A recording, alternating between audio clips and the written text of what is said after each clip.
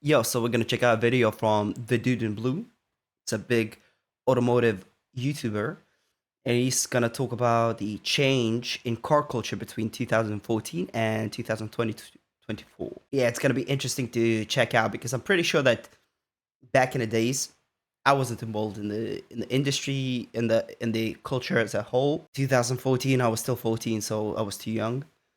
But I'm pretty sure that the race for like 1,000, like it's you would get the impression that every single car that's modified is making like 1,000 horsepower from YouTube, from the YouTube car scene. If you get it, if you watch it, you would get that sort of a sense, but it's just not the case. Back in the days, I think it was much harder to make power, and but also the classic JDM cars like 240 SX, all of those, yeah, all of those cars were a lot cheaper as well.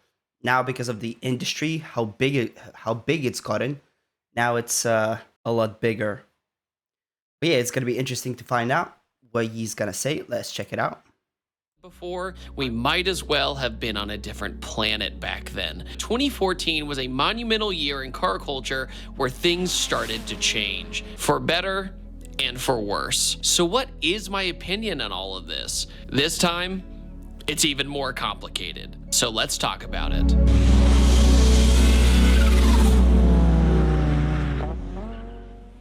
Introduce themselves as their social media handle or username before saying their real name. I would say, "Hi, I'm David. Nice to meet you." And they would be like, "I'm Mustang Cobra Supercharged XX502X," or whatever. No, dude, what's your name? You know, your real name? Forums were still alive, but they were starting to hang on for dear life with the popularity of things like Yeah, I was a bit late to the scene. I didn't use forums.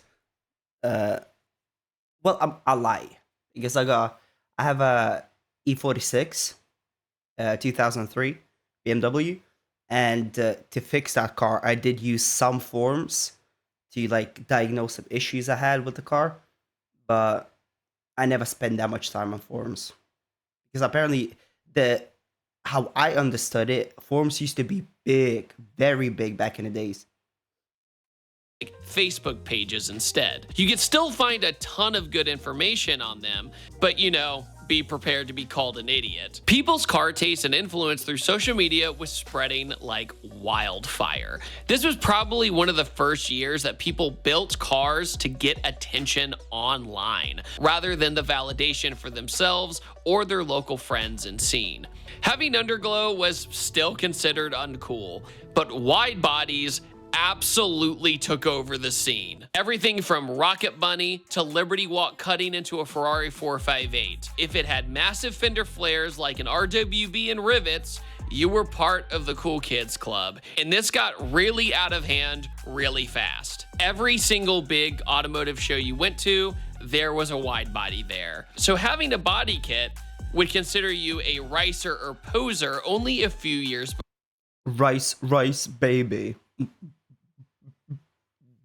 before to being the cool kid on the block with the wide body. Hilariously, it was also the year, I would say, of the "I don't care how my car looks as long as it works" era, or the zero F's given era. Big wings and spoilers making a statement rather than having actual function. But hey, the cars ran and drove, and they were fun to drive.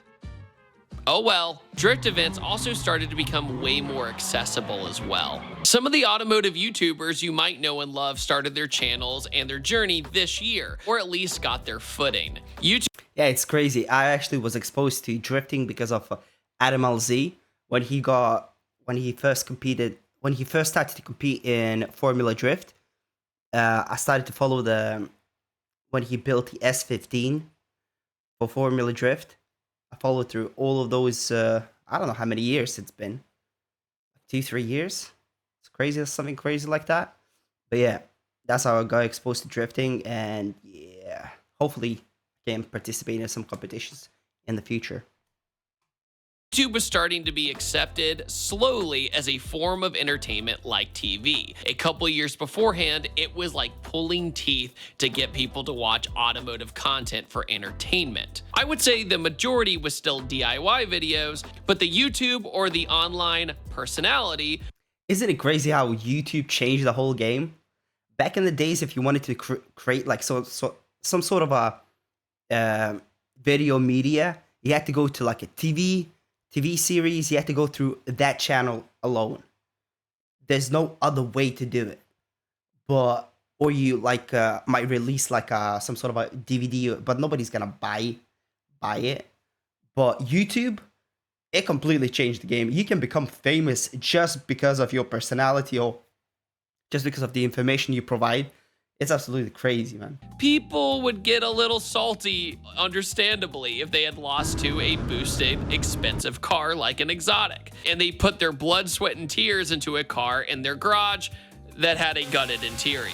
2014 was also a year where big companies did some strange and questionable things. Google tried unveiling a car that they truly thought was promising that didn't let people drive. Talk about foreshadowing. Volkswagen was about to go through the Dieselgate scandal in the next year. So 2014 had a ton of things happen when it came to the culture, social media, horsepower, and so much more. So that was 2014. So what about 2024?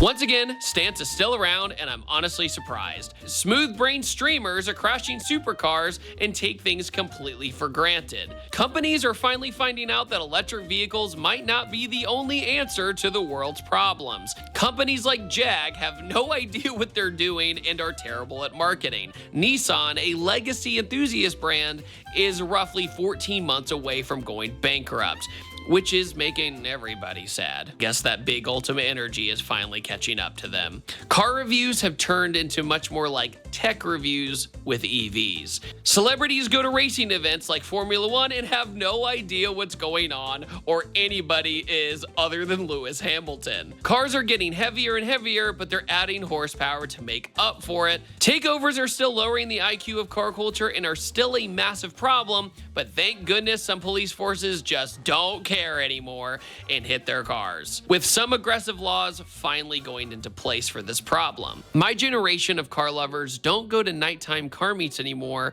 because they want to avoid the takeover crowd. We still have crazy. Okay, so this was a interesting video.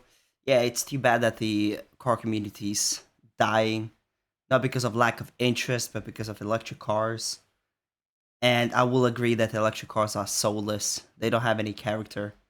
It's just basically a computer on four wheels. Too bad. Well, this was a really interesting video. If you guys liked it, please like, comment, subscribe. See you in the next one. Bye.